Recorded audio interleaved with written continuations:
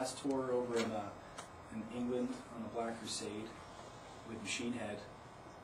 We played some really cool places, and some of the places we played with Maiden as well. So really cool to play the big arenas. You know, it's just a lot more fun. The bigger stages do more stuff, and also backstages are a hell of a lot better. Actually have some room to do something. Yeah, it's so hard to pick. There's so many good ones. Norfolk, Virginia is always fun. Yeah, that was the last one here in the States was like one of the best U.S. shows. The White Rabbit's always amazing in the States. It's not a very nice venue, but it's always a good show. The last time we were in Japan, Loud Park was incredible. There's just every single one. Australia, there's so many nice places to tour. And even places that you play that the crowd's awesome, but maybe the venue's kind of subpar, okay, you know, kind of a grimy place to play. But you know, the fans always, you could play in like, you know, some back alley, you know, someone's backyard or whatever.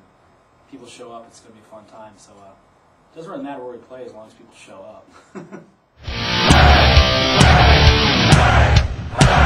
When it comes down to Trivium fans, they're the same everywhere. They're the same no matter what country you're talking about, whether it's Japan, Australia, U.S.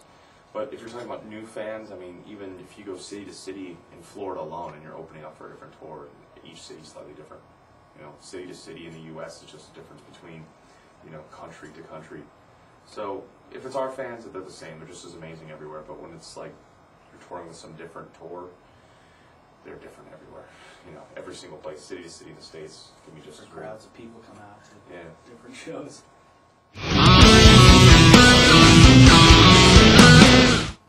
We always, you know, the reason we're out there is to, you know, put on a show for the people who paid to see us. So, you know, we're very serious about preparing for a show. You know, we always sit down and practice for a while to make sure we're, you know, ready to go.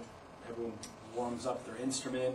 You know, all the singers, you know, warm up to make sure, you know, you can put on the best show possible. And you know, we just go out there and kick ass. And then, you know, once you get the most important part, which is the show out of the way, that's when you can have some fun and kick back and, you know, have some drinks or, you know, do all the crazy stuff that people always hear about that bands do on tour. But you know, we always make sure that, you know, we get all our, you know, obligations out of the way with, you know, doing interviews or press or stuff like that, and playing the show. So it's the reason we're out on tours to play the shows. So you don't want to screw that up and make people, you know, disappointed and coming out.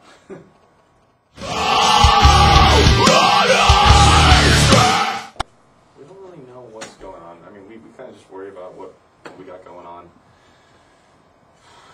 So I don't know. We don't really know what's going on. We don't really know who's in, who's out. It's different every month. I think it's, well, the coolest thing, at least for me, since I'm a fan of like older thrash bands, it's been really cool. A lot of the older like Bay Area bands or just older thrash bands from like the 80s and stuff are all kicking back. Like, you know, Exodus's new album, I really like that. Record rocks.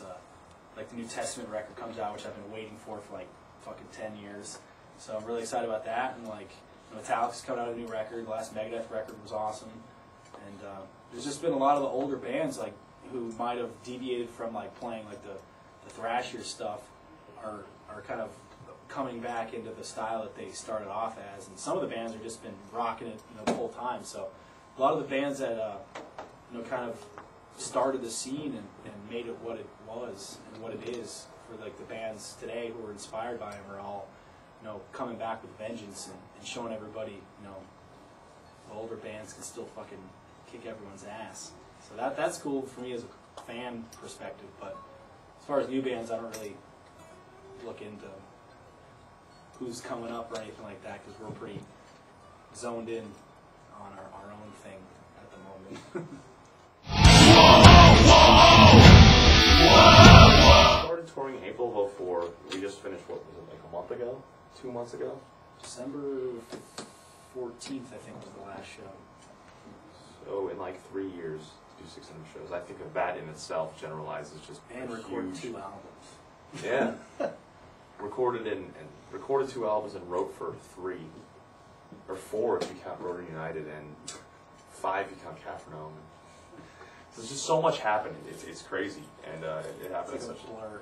Yeah, it's such a fast amount of time. It's hard to pick out specific things. You have to really sit there and think about it or have someone spark your memory. Yeah, because from the time we started touring, literally everything happened. I mean, our Ascendancy came out, Crusade came out, we did the biggest shows of our lives, the smallest shows of our lives, the biggest tours of our lives, had first ever everything. So that whole time had literally just about everything, that's with the exception of the band forming. A lot of firsts. Yeah. That time. A lot of Got our lineup solidified, yeah. popping cherries. Shepherd is chased by the wolves. It's awesome, all of us in the band, even when we were younger, just all doing our separate things, was all like, dude, all I want to do is be a band and make music and tour the world. That's all I thought about it. We all got together and and it happened. It's just sometimes like when you sit back, like if you get off tour and think about what you just did, and it's like it's pretty rad that we get to do exactly what we always dreamed of doing, and having people that look at us like we did to our heroes when we were younger, learning our instruments and listening to music, and have people look at us like that. It's pretty crazy to think about it like that, but it's a lot of fun that we get to do, get to play music for a living and get to entertain people and stuff like that. It's just it's the best thing in the world. I couldn't imagine doing anything else. I'd be pretty miserable. So I love it, everything about it. Even on a shitty day, when people are in a bad mood or something bad happens, you just got to think to yourself like, it could be worse. It could be digging a ditch or picking up trash on the side of the highway or something. Something you don't really want to do. So it's every day is awesome just to have an opportunity to do what we do and to get to meet people, play with bands that we grew up listening to. So it's pretty kick-ass. When I was 12, I knew that what I wanted to do was be playing shows, and that's exactly what I'm doing. So, haven't derived or deviated from haven't deviated from the goal at all my whole life. So, this is my first job. Busted ass doing it. That's why we've done so many shows. It's just non-stop. Just play as many shows as we can, get our name out. It's a lot of hard work to build up a fan base and to get people to hear you and stuff. So we didn't slow down or slack off. We just totally went full bore into it. If you want to make this our career, you gotta. It's like starting your own business. You got to put a lot of hard work and love into it before it starts going somewhere. So we just nonstop fucking went for it. And I've seen a lot of places and got to do a lot of things. Been to a lot of places that not a lot of people get to go to, so it's a great experience.